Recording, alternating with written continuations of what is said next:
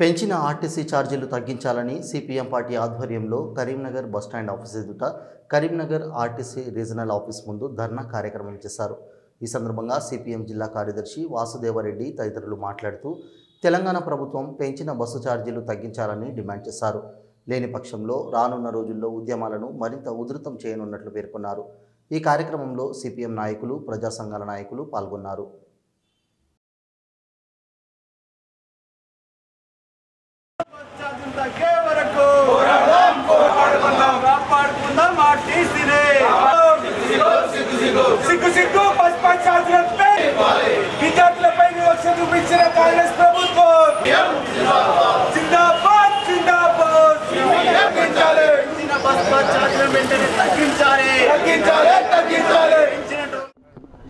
తొమ్మిదవ తారీఖు నాడు ఏదైతే టోల్ ట్యాక్స్ల పేరుతోని 10 రూపాయలు అదనంగా ప్రయాణికులపై పెంచడం జరిగింది।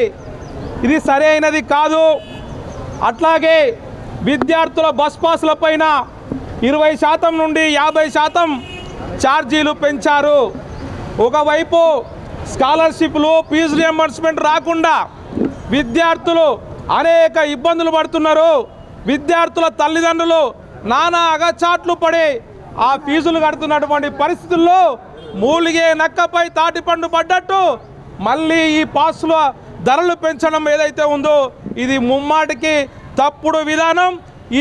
ఈ ఛార్జీలను వెంటనే తగ్గించాలని చెప్పేసి సిపిఎం పార్టీ కరీంనగర్ జిల్లా కమిటీ పక్షాన ఈరోజు ఆర్టీసీ ఏదైతే ఉందో రీజనల్ ఆఫీస్ ముందు ధర్నా నిర్వహించడం జరుగుతూ ఉంది।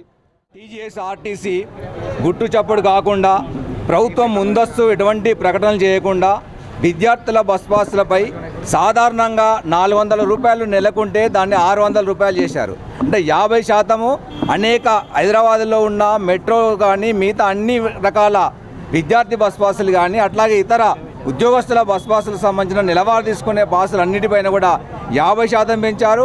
అట్లాగే టోల్ ఛార్జెస్ పేరుతోటి టోల్ రూట్లలో మేము మినిమం 10 రూపాయలు పెంచుతున్నామని చెప్పి టోల్ ఫీజు తోటి వసూలు చేశారు।